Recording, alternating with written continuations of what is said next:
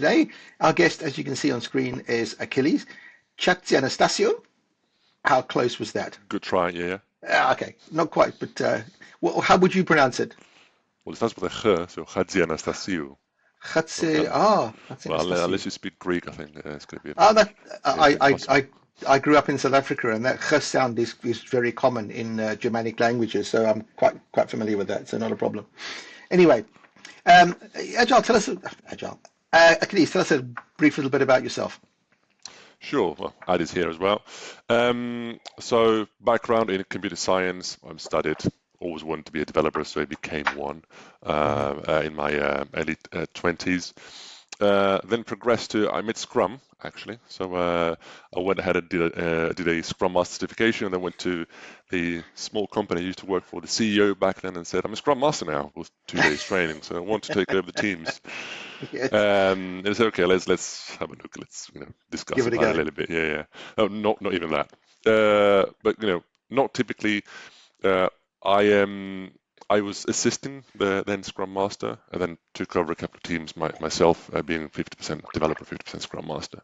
Hmm. Um, then I've done an MBA, and then I went back to the industry as a Scrum Master because that's what I knew how to do, just on a bigger scale. Now I had 4 teams, 2 teams working in Kanban, more like BAU stuff, 2 teams working in a more Scrum fashion, iterative development. And then the agile coaching came a little bit organically, like out of my personal interest on, okay, how can we integrate the BAs with us, the hiring process with us, get the directors a little bit closer to us, make the what we do a little bit more transparent. And then on to Lloyd's with Chris to different Hmm. departments. Then ING, financial services.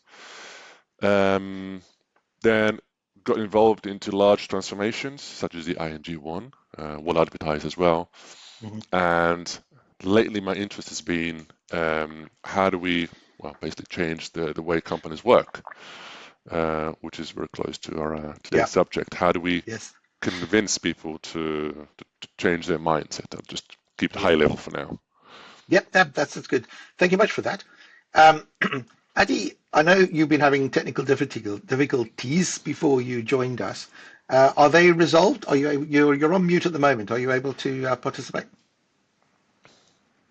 Mute. Yeah, let me. I'll probably be more passive, but I think it's good to know. Yeah, background of Achilles. Yeah. How do I say your name? Okay. Is it Achilles or you? And you do have a Achilles, really as cool in name. the hero, the heel, Indeed, anything that indeed. starts with H. Yeah. Yeah, it's a really cool name. Yeah, indeed. Thank you. Absolutely. Uh, all right, Eddie. From I don't know. From my perspective, you come across as pretty blurred, but I have a message saying that the actual recording will be better quality. Indeed. The audio does sound slightly better than it was a few minutes ago, so it looks like we might be good to go. All right. Today's topic, as I mentioned a little moment ago, is the subject of resistance to change.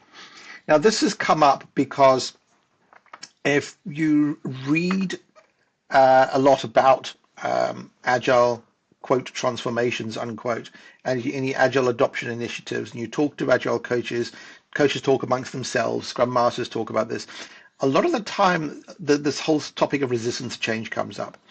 And what I find fascinating is that um, most of the conversations that are happening around this seem to me anyway to be blaming the organization, saying, these people don't get it. I'm getting all this resistance to change. Why are they resisting?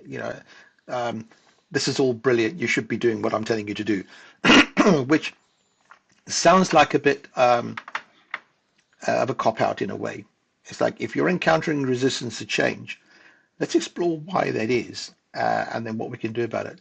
Now, Achilles, I prompted you before this. You knew the topic going in. You've had some time to think. What is your perspective and experience of this whole thing about resistance to change? I don't think there's one answer. There's one definite Mm, answer. Leadership is definitely one side of it, and maybe sometimes is the easy one to blame, right? mm, Because they're usually detached from the sphere of influence of the agile coaches and transformation people, such as ourselves. mm, and they usually refuse to interact or change. Who are you to tell me how I'm going to do my job, right? I'm the CTO, something like that, That's right. company of thousands. So sometimes it's easy to just say that, oh, the VP or the CTO won't have a chat with me, so I can't do much. So just put your hands up and say I can't do much because these guys don't get it. And then that they're the ones that have the influence on the teams and the managers and all the sort of the layers in between. And therefore, if we don't have their buy-in, then we can't really move. We can't move the needle. Yep. That's one side of it. The other side, which I found out the hard way, I think back at ING days, I was working with a guy, another agile coach, who was trying to help help the team change or adapt to the new model. And it was quite aggressive, I would say, towards you should be doing this, you should be doing that. Oh, you don't listen to me. I can't work with you guys and everything. And he was mid-30s, and the guys were like at least 50 years old. And why I'm saying that's like they were quite senior and set in their ways. Yeah. Obviously, different culture. The guy was British. These guys were Belgians, and I didn't think for a second that this was the right way. I didn't say it out loud, but I hope that he changed his mind and tried to tell them that maybe you need to see where they're coming from, right? Eventually, I took over that team and I just sat there and observed the ways they worked, and start making suggestions instead of trying to convince them. You need to do this, you need to do that. Try to understand where they're coming from and where can we actually help them do that, make their life easier, as opposed to run on Scrum and everything will be fixed. So one side is understand where the people are coming from. That's why they're resistant to change. Other side is not be so quick to blame the people who are not in your sphere of influence, and trying to see the bigger picture, I suppose. It's not an Yeah, easy I agree. it's not an easy problem to solve ever, I don't think. Yeah, I think if we take I like the way I think I tend to see big picture stuff and then kind of drill down into details, which often then leads me to revisit the big picture because I've got it wrong once you see the details and stuff, but I can't think bottom up. Anyway, with this sort of thing about resistance to change, I've experienced things very similar to what you have. And I've come to a couple of conclusions, I think. One is, as you said, is like when you come across as, it's my way or the highway, you are definitely going to encounter resistance. There's just, that's what people do. It's a natural psychological response. I think there's the other aspect to me is that if you try to get people to make a change that they don't understand, why are you telling me to do this? That creates resistance as well. So there's got to be a reason for it. There's got to be a purpose behind it. So for instance, when you tell someone you have to have a daily stand-up meeting, for example, let's take a very simple one, right? If you don't explain why that's necessary, people are going to resist it. Oh, this is just another bloody meeting, and the model says we have to have another meeting. I've got real work to do, kind of thing. We've both heard that, and Eddie's nodding as well.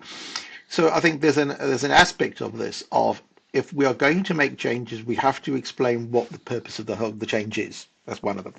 The other one, talk about who you're trying to change. Totally agree.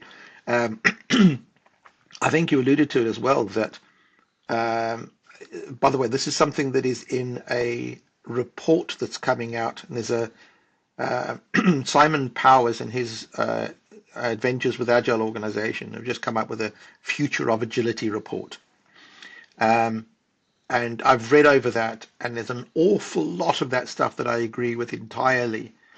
And he kind of alludes to this as well, in the sense that organizations will hire Scrum Masters and Agile coaches, put them into the organizations and say, right, you're responsible for the change. The problem is giving people responsibility with no authority is likely to lead to problems, right? So it kind of gives license to the organization, to the development teams and the managers and stakeholders to say, hang on a second, this is how we've done it. We've always done it this way. It's okay. Adi, do you want to come in at this point? Yeah, I think because what you just said resonated with me because what happens usually is you gather a collection of agile and DevOps coaches and practitioners, you just throw them into the ring. We sometimes tend to forget the whole change management aspect of it. I think some organizations do, but even in those organizations that do, sometimes they limit those capabilities only to a COE, right, somewhere in the central COE, Oh, yes. while where the change is actually happening in your departments, divisions, and on the ground, people are not benefiting from all this, right? So the reason I say is this is the last few months, I've been helping, obviously I can't name names, but it's a large Japanese manufacturer rolling out a massive ERP change, and I've been helping out with the organizational change management aspects of it. So there's software, there's ERP rollout, as you imagine, but as you can imagine, this is a huge change for people who have been using a certain set kinds of processes and software over the last 20, 25 years to get onto a new ways of working. So I'm Yeah. drawing parallels to your DevOps and agile transformations that happen, or any digital transformation that happens in large enterprises. But in this case, there's an entire literature. If you're familiar with something called Prosky, I think I mentioned this before, Chris. Yeah. Uh, Yeah. it's based on a framework I think built in the 90s by a program manager. There's also Kotter's 8, the famous change framework. There's a number of change frameworks. Yeah. Some of it is theory, but I think there is also a lot of practical knowledge out there that I think we need to apply as we start rolling out a change, because we tend to forget. I think at its core, at human nature, everyone loves change as long as it's happening to someone else, right? So, so I think we should not forget that. So I thought I just wanted to chime in there when you were talking about, just throwing in a bunch of agile consultants into the ring without even taking a step back and then helping Yeah, them. I totally agree. Yeah. Yeah. A few things that I'd like to, what Ad is saying reminds me of a paradigm of, you want to change the car's engine while the car is running, right? So Yes. and that reminds me of again ING back, what was it, 6, almost 8 years ago now, 7 or 8 years ago. I was a little bit more naive, and I went to the PAL, product area lead, who was like a chief CPO if you like, of the area. And I told him, let's call it John. Well, John, you want to deliver your product and you want to change too. You can't do both. Pick which ones you want to do. And I was coming with good intentions, right? Literally, pick. You can't change people whilst they have strict deadlines, and we'll never have enough time to change. So pick which ones you want to do. And he said, Achilles, I want both, and I want them in 6 months. Yes. So that's the reality that we're living, right? That's the world that we're living in. That when did we ever have enough time to change, really? So Yeah, and that's a good point actually. That we tend to talk a lot about agile change as a a project, right? It is implemented as a project, not in the way we would suggest agile projects, in loose terms, would be done. It's a product development. We would not advise people to run project, a product development initiative, product features, a team's backlog stuff.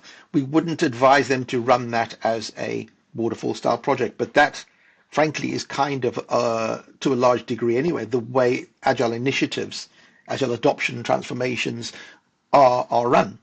Let's have we'll have a training session where we get everyone through a training program, and then we have to do onboarding, and we'll have everyone get to specific listed practices, and we'll tick all these boxes. They're a small team, they've got a Jira installed, they've got 2 weeks worth of work on their backlog, they're doing daily stand-ups and retros, and you tick all those boxes and say, hey, the team's agile, we're done. Right?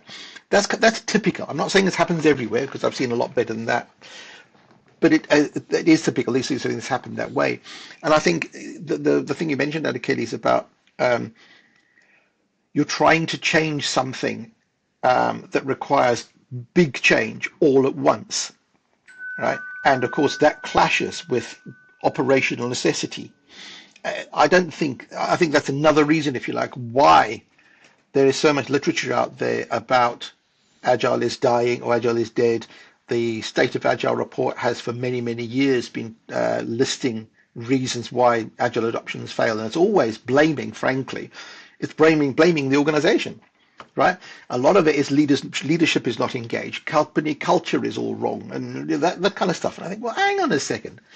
And lately, one of the reasons why I put this topic on our list to discuss is the question: are we creating the resistance?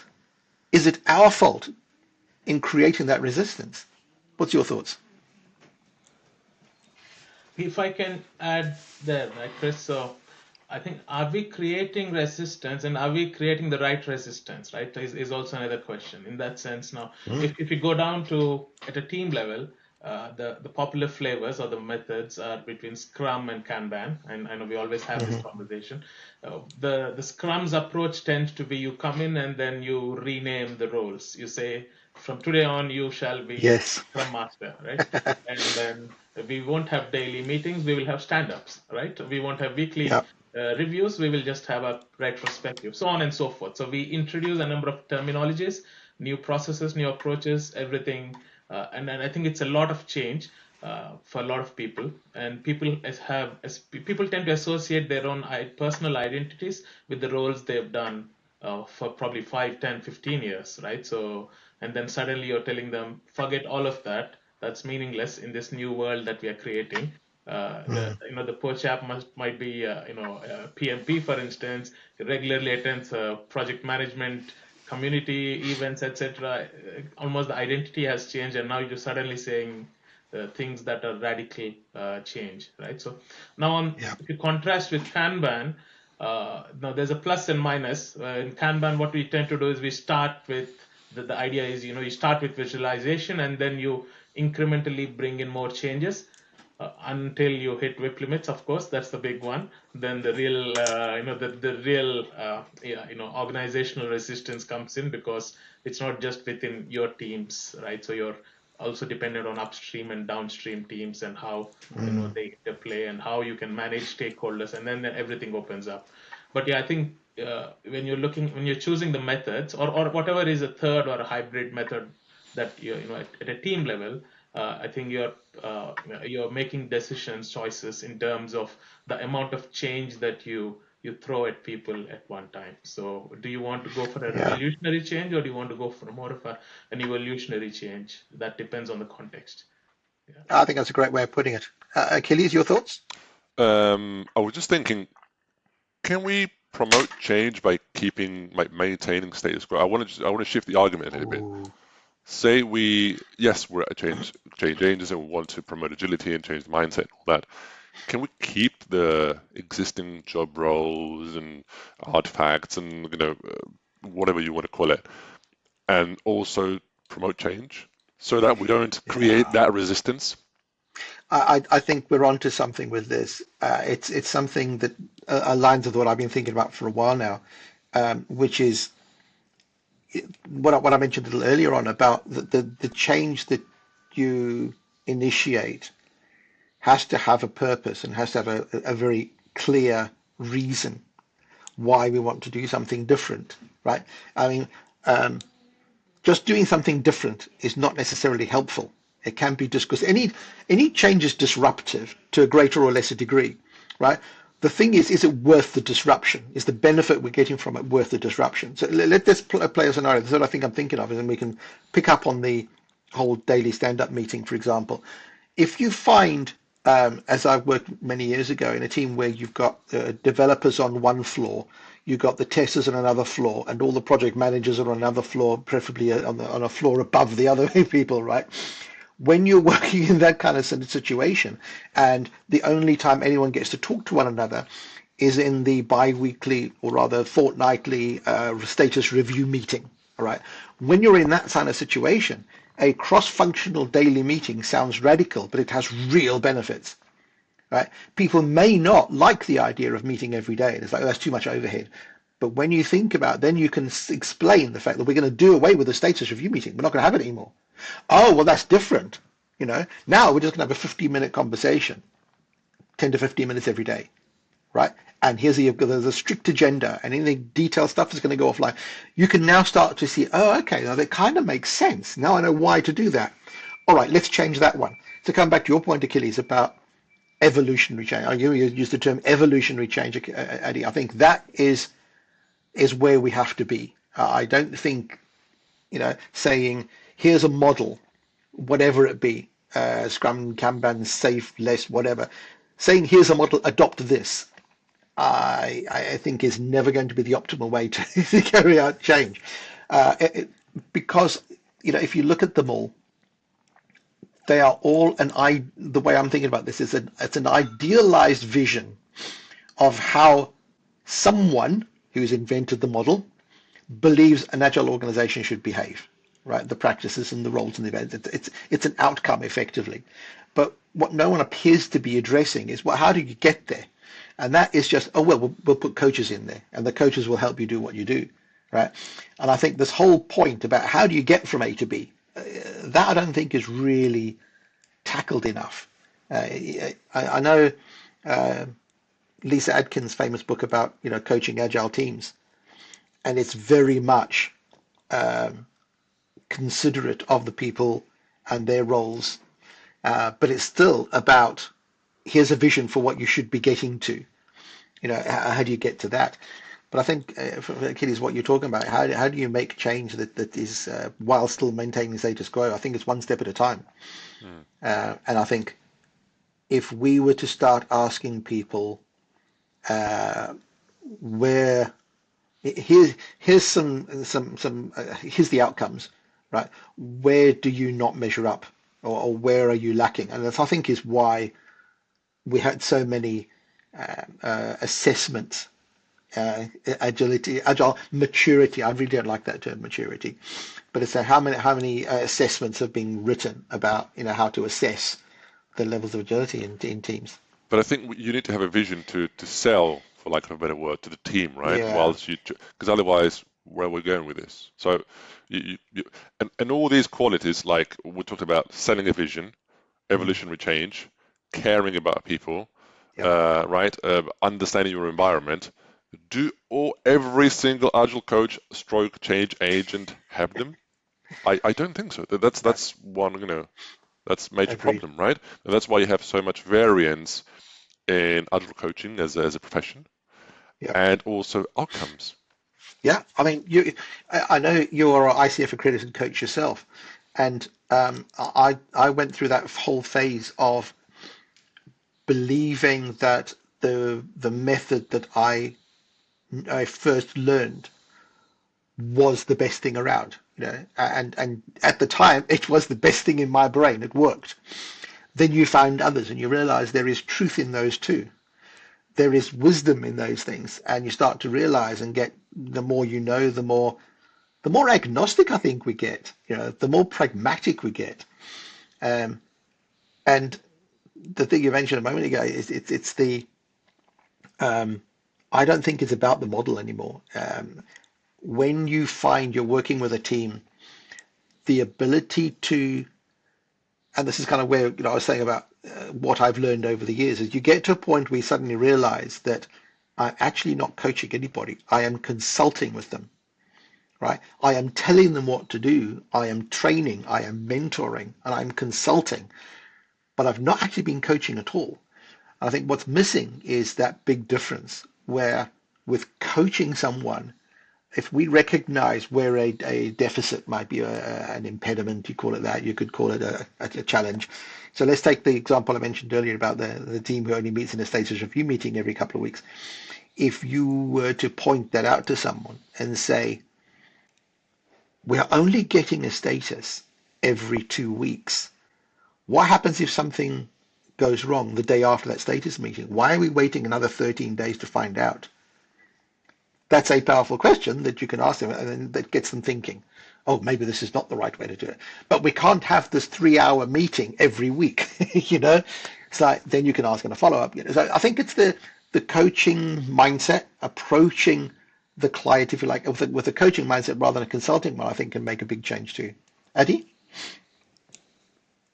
Yeah, I was thinking about I think I obviously I think we are all aligned in terms of being agnostic, being evolutionary, and all that, Mm, respecting the context. The downside of this is sometimes we get into the completely the challenge of completely diluting the reason why we are there in the first place. So at every resistance piece of resistance to change, if we compromise so much, then it just raises a question: what is the change that we are driving? I think we do need to pick some battles, and then that's where again it goes back to leadership support is definitely needed. So it can't be truly evolutionary all throughout. So I think even in terms of evolution, from time to time, you have those sudden mutations where you change. I think significant changes do happen. It's not all, yeah. So mm. I think we need to bear that in mind. How do we bring in those?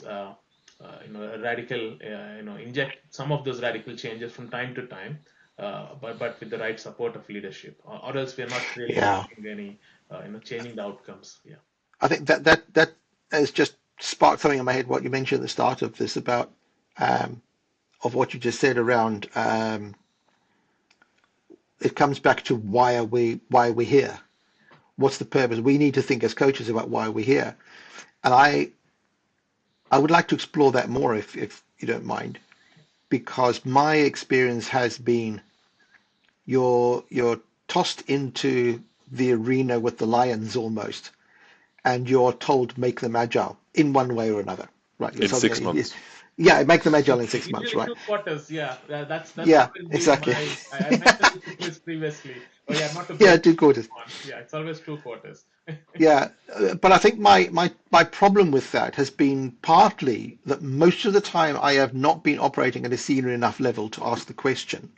And to those people who I have asked the question, they don't have an answer. And the question I ask is, what are we trying to do? What is the outcome we're trying to get here? Because what you often get is this vague thing about we need to make them more agile. Okay, but what does that mean to them in this context? What to this organization? Doing whatever role they do, developing whatever software or manufacturing product, whatever they do, what does being agile mean to them? Right? How would they know they've got it? What's the out? And I think we don't answer that question enough. That's always been my problem, to be honest. Yeah. When I was in all hands or town halls or whatever you want to call it, Hmm. CEOs go out there and say, yes, we want to be more agile. We've got the agile coaches or the agile transformation. We're in progress Yeah. with the agile transformation and period, full stop. Or, CTO, CPO. Yes. They just mention these buzzwords, and I've always wondered, do they know what they were signing up for? Yeah. I don't think they are. Maybe they have a vague idea, or maybe they're keeping the quicker delivery, less bugs, customer Hmm. centricity. Maybe these kind of high level stuff, without understanding what they really are buying into. Yeah. Or I tend to agree. I think in some organizations, especially the larger ones, I think there is a client and there's a consultancy at play. And we are typically hired by consultancy, or by the organization directly on a contract basis or whatever. But either way, at some point there was a conversation around why are we doing this? What does agile mean? Why you guys need an agile? Okay, and agile, call it whatever you will. And at that level, I think there is some recognition of the fact that there's some needed outcomes. And I do know one organization that had a very nice, it was a slide deck effectively, and it had one slide on it which had 4 desired outcomes. I'm not going to go into details on that, but basically it was an uplift in customer satisfaction was one of them. Productivity was another. Um, I think staff engagement, I think, was another one. There was something else.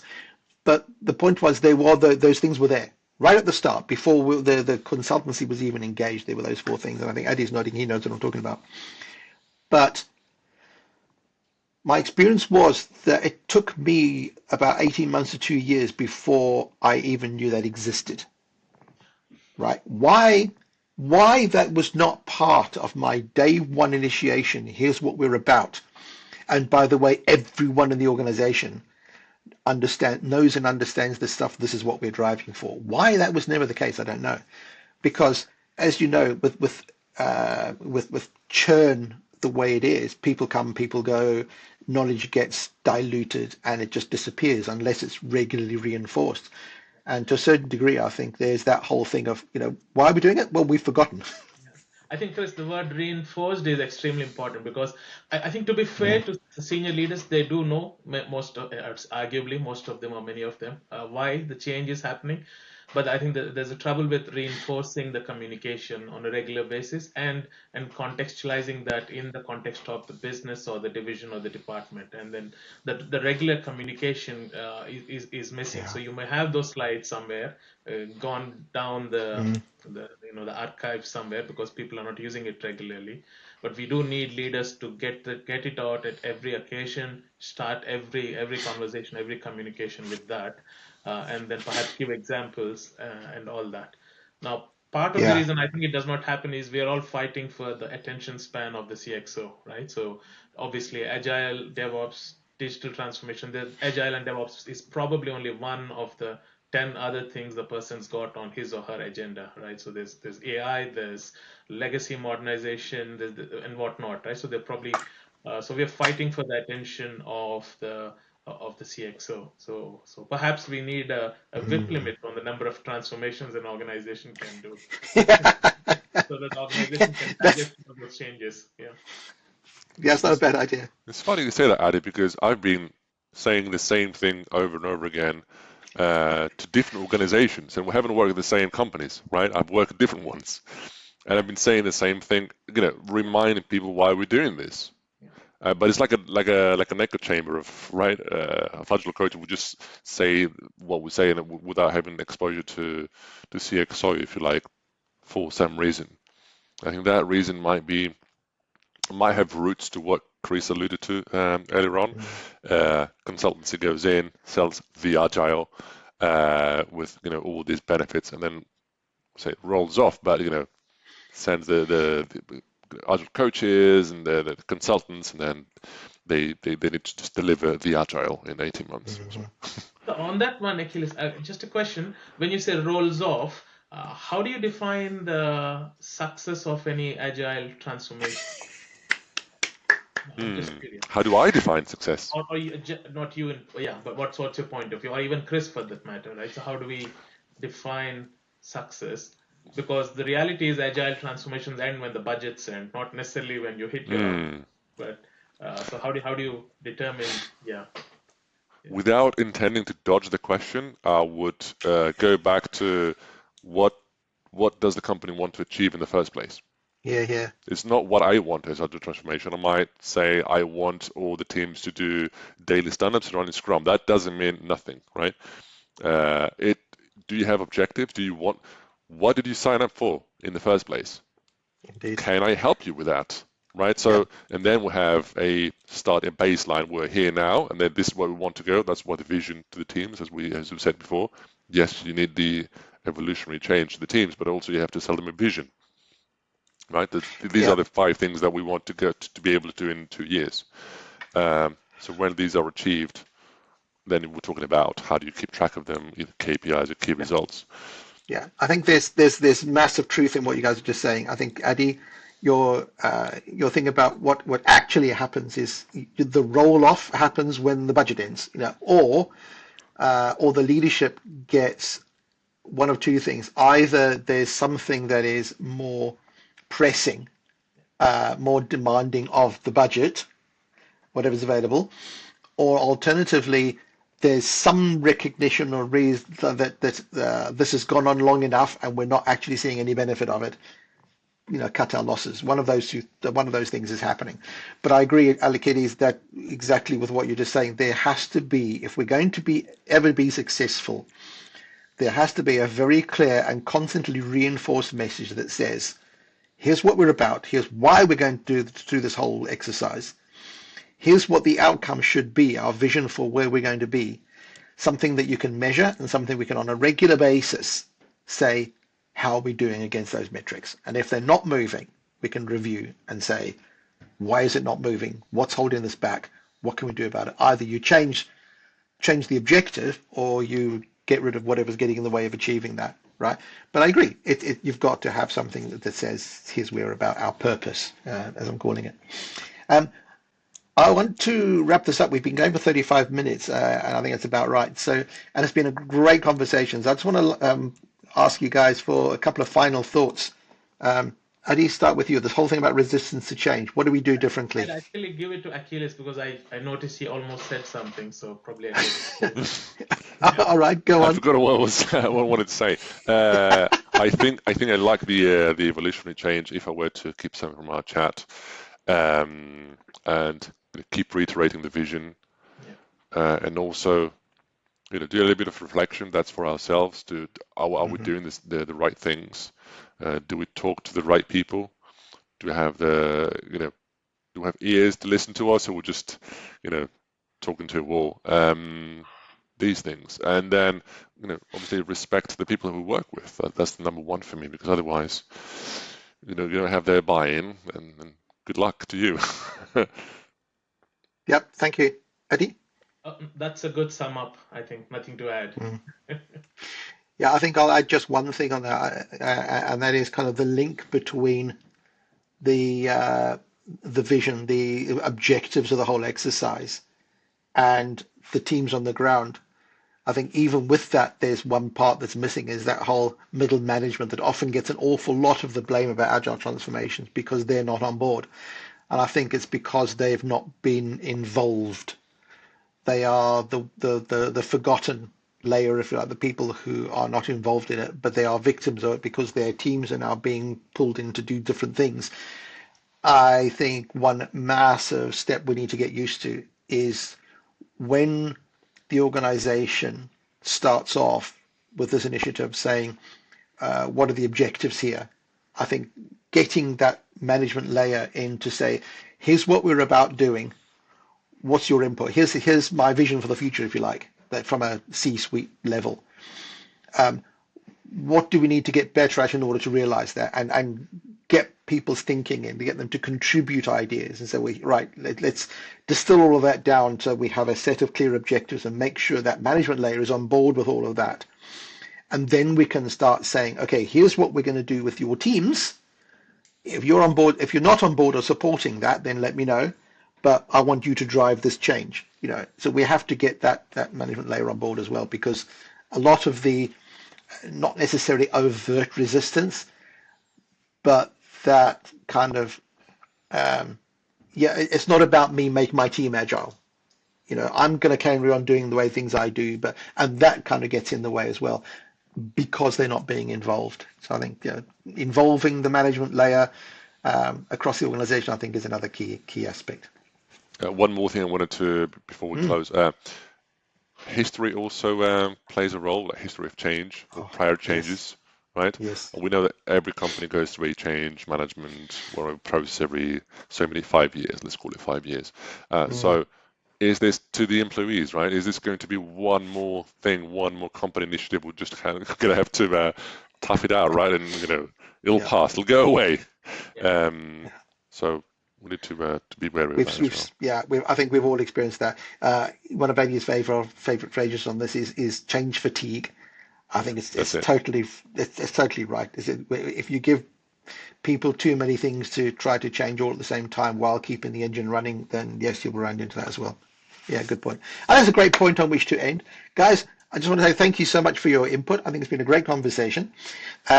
Next time, I don't know if these are going to be published online in sequence of recording, but at time of recording, the next topic we're going to talk about is ways of working and generative AI. Is there a chemistry there? So that's our topic for next time. If you're watching, I hope you come back to see that one. Guys, thanks again, and we'll see you next time. Absolutely. Thank you.